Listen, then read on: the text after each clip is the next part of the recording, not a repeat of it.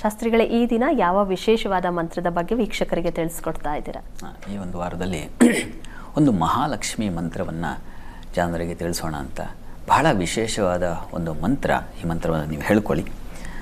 ಪದ್ಮಂ ಮಣಿಮಯಂ ಕುಂಭಂ ಇಕ್ಷುಚಾಪಂಚ ಬಿಭ್ರತೀಂ ಪುಷ್ಪಬಾಣಂ ಮಹಾಲಕ್ಷ್ಮೀಂ ಧ್ಯಾಯೇತ್ ರಾಜ್ಯಪ್ರದಾಯಿನೀಂ.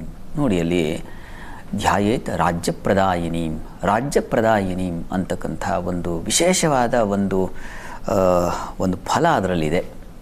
ಯಾರಿಗೆ ಅಧಿಕಾರ, ಯಾರಿಗೆ ಒಂದು ನಾಯಕತ್ವ, ಯಾರಿಗೆ ರಾಜಪಟ್ಟ, ಯಾರಿಗೆ ನಿಮ್ಮ ಕ್ಷೇತ್ರಗಳಲ್ಲಿ ಎಲ್ಲರೂ ಮುಖ್ಯಮಂತ್ರಿಗಳಾಗೋಕ್ಕಾಗಲ್ಲ.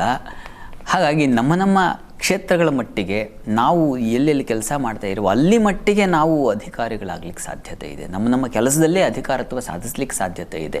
ಅವ್ರು ಬಿಟ್ಟರೆ ಆ ಕೆಲಸಕ್ಕೆ ಇನ್ಯಾರೂ ಇಲ್ಲ ರೀ ಅನ್ನುವಂಥ ಅನಿವಾರ್ಯ ಸೃಷ್ಟಿ ಮಾಡ್ಕೊಳ್ತಕ್ಕಂಥ ಸಾಧ್ಯತೆ ಖಂಡಿತ ನಮ್ಮ ಜಾಣ್ಮೆಗೆ ಇರುತ್ತದೆ. ಹೀಗಾಗಿ ಈ ಮಂತ್ರವನ್ನು ನೀವು ಪ್ರತಿ ದಿವಸ ಹೇಳ್ಕೊಂಡ್ರೆ 28 ಬಾರಿ ಹೇಳ್ಕೊಳ್ಳಿ.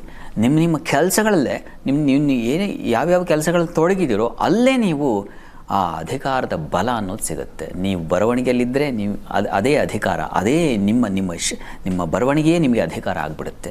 ನೀವು ಮಾತುಗಾರರಾಗಿದ್ದರೆ ಅದೇ ನಿಮ್ಮ ಅಧಿಕಾರವಾಗಿಬಿಡುತ್ತೆ. ಹೀಗೆ ನೀವು ಯಾವ ಕೆಲಸದಲ್ಲಿ ತೊಡಗಿದ್ರೆ ವಿದ್ಯಾರ್ಥಿಗಳಿಗೂ ಅಷ್ಟೇ. ಆದರೆ ಆ ವಿದ್ಯಾ ಅಧಿಕಾರಿ ಯಾರು? ನೀವೇ ಆಗಿರ್ತೀರ.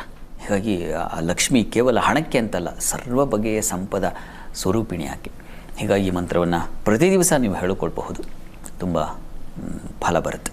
ಸರಿ ಶಾಸ್ತ್ರಿಗಳೇ, ಇವತ್ತಿನ ಸಂಚಿಕೆಯಲ್ಲಿ ಇಡೀ ವಾರದ ವಿಶೇಷತೆಯ ಜೊತೆಗೆ 12 ರಾಶಿಗಳ ಫಲಾಫಲದ ಬಗ್ಗೆ ಮಾಹಿತಿ ತಿಳಿಸ್ಕೊಟ್ರಿ. ಹಾಗೆ ಕರೆ ಮಾಡಿದಂಥ ವೀಕ್ಷಕರಿಗೆ ಸಲಹೆ, ಸೂಚನೆ, ಪರಿಹಾರಗಳನ್ನು ಸೂಚಿಸಿದ್ರಿ. ಧನ್ಯವಾದಗಳು. ಸರ್ವೇ ಜನಾಃ ಸುಖಿನೋ ಭವಂತು, ಸಮಸ್ತ ಸನ್ಮಂಗಳಾನಿ ಭವಂತು. ಈ ಸಂದರ್ಭದಲ್ಲಿ ಆ ರಾಘವೇಂದ್ರ ಬೀಜಾಡಿಯವರನ್ನು ನೆನೆಸ್ಕೊಳ್ಬೇಕಾಗಿತ್ತು.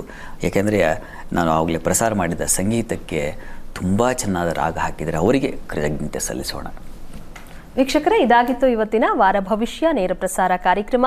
ನೇರ ದಿಟ್ಟ ನಿರಂತರ ಸುದ್ದಿಗಾಗಿ ನೋಡ್ತಾ ಇರಿ ಏಷ್ಯಾನೆಟ್ ಸುವರ್ಣ ನ್ಯೂಸ್.